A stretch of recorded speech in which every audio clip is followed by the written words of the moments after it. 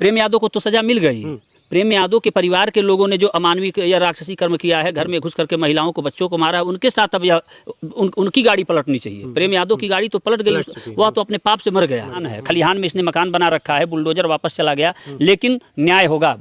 देवरिया में जिस तरीके से 5 ब्राह्मण परिवार के लोगों को पूरा परिवार ही साफ कर दिया गया और प्रेम यादव के परिवार के द्वारा इस घटना को अंजाम दिया गया। प्रेम यादव पहले यहाँ पे आते हैं ब्राह्मण परिवार के घर किसी ज़मीन को लेकर धमकी देने, इस तरीके का इस गांव के लोगों का कहना है कि प्रेम यादव जो है धमकी देने अपने 2 चक्के वाहन से जो है ब्राह्मण परिवार के घर आते हैं। स्थानीय लोग जो हैं इनसे भी बात करेंगे कि स्थानीय लोग जो है वो क्या कहते हैं और इसमें किसकी कितनी गलती है। और 5 ब्राह्मण परिवारों को जो है मतलब पूरा परिवार ही किस तरीके से सफाया कर दिया गया। और इसमें एक प्रेम यादव की भी जो यहाँ के प्रधान है, जिला पार्षद है, उनकी भी जो है हत्या पहले कर दी गई। और उसी के आक्रोश में जो है तमाम लोग आते हैं, प्रेम यादव के समर्थक और प्रेम यादव के घर वाले, और सभी लोग मिलकर जो है निर्मम तरीके से गोलियों से, धारदार हथियारों से पूरे ब्राह्मण परिवार को जो है साफ कर देते हैं। तो यहाँ के लोगों से भी जानते हैं, स्थानीय लोग हैं, कि क्या इनका कहना है, क्या कुछ हुआ और क्या कुछ पहले होता था, क्या कुछ मतलब यहाँ देखा जा रहा है कि प्रेम यादव जो है वो पहले सत्यप्रकाश दुबे के घर पे आते हैं। ठीक पीछे हमारे घर भी है, आपको हम दिखाएंगे आगे वीडियो में। तो यहाँ पे घर पे आने का कारण क्या है, सत्यप्रकाश दुबे के घर पे प्रेम यादव आते ही क्यों है जब विवाद पहले से चल रहा था? तो चूँकि सत्यप्रकाश दुबे जी जो है गरीब परिवार के, वह ब्राह्मण परिवार के हैं, पूजा पाठ कराना उन लोगों का काम था जी।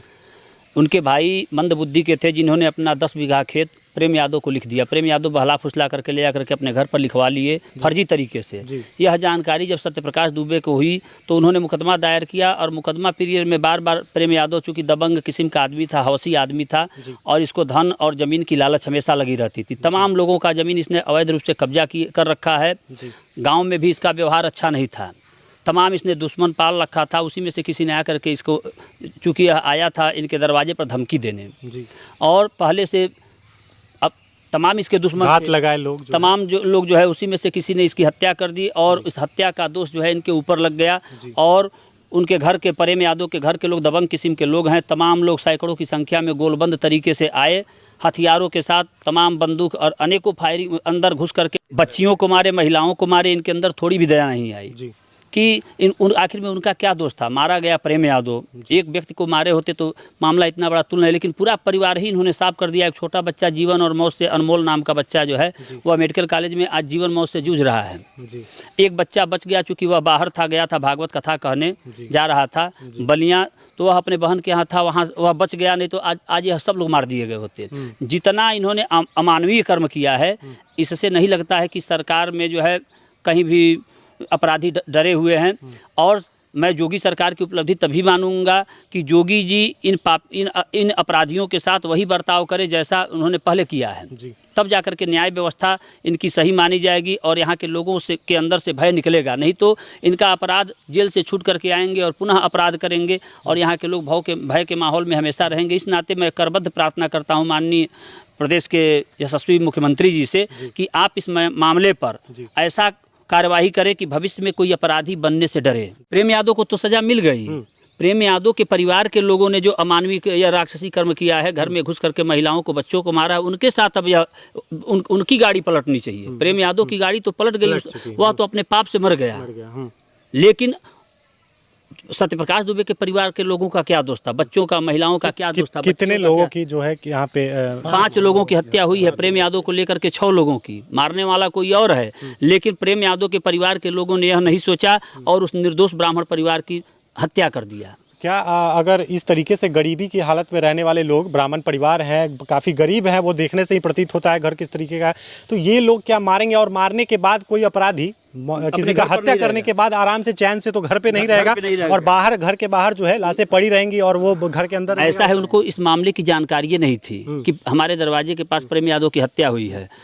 क्योंकि इन लोगों की दुश्मनी थी, मुकदमा चलता था, बार बार यह धमकी देता था, बार बार दुबे जी जाते थे थाने पर, लेकिन उनकी कोई सुनवाई नहीं होती थी। यह प्रशासन की घोर लापरवाही इसको कहा जाएगा। अगर प्रशासन चाहा होता तो मामला यहीं सलट गया होता और इस तरह की घटना नहीं घटने पाती। मतलब और भी गांव के लोगों पे इसी तरीके का जो है जी, जी। अवैध कब्जा जो है तमाम लोगों का, इसकी जो मकान बनी हुई है वह अभी अवैध जगह पर है। बुलडोजर आया, बुलडोजर वापस चला गया। यह खलिहान है, खलिहान में इसने मकान बना रखा है, बुलडोजर वापस चला गया। लेकिन न्याय होगा। जोगी जी, जो प्रेम यादव का घर है वो घर भी जो है दूसरे के अवैध जमीन में बना हुआ है। अवैध रूप से बना हुआ है जी। लेकिन यह विश्वास है कि हम लोगों को कि न्याय होगा, जोगी जी न्याय करेंगे। क्या लगता है बुलडोजर चलेगा? बिल्कुल चलेगा, बिल्कुल चलेगा। जोगी जी इस मामले में कहीं पीछे नहीं हटेंगे। जोगी जी अभी गए थे मेडिकल कॉलेज में बच्चे का हाल जाना, और ऊपर से देखिए कार्रवाई, तमाम लोगों के निलंबन की प्रक्रिया चल रही है। लेकिन निलंबन से कुछ होने वाला वह तो फिर कल बहाल हो जाएंगे। सबसे बड़ा सजा तो यह है कि अपराधी कोई बनने से डरे, ऐसी व्यवस्था कर दें कि जिन लोगों ने हत्या की है उनका काउंटर हो जाए, उनकी भी गाड़ी पलट जाए। तो क्या लगता है कि मतलब न्याय जो है सत्यप्रकाश दुबे के परिवार को मिल पाएगा? ईश्वर के यहाँ देर है अंधेर नहीं है, न्याय होगा, मिलेगा, बिल्कुल न्याय मिलेगा, न्याय मिलेगा, इसमें हम 100% गारंटी है।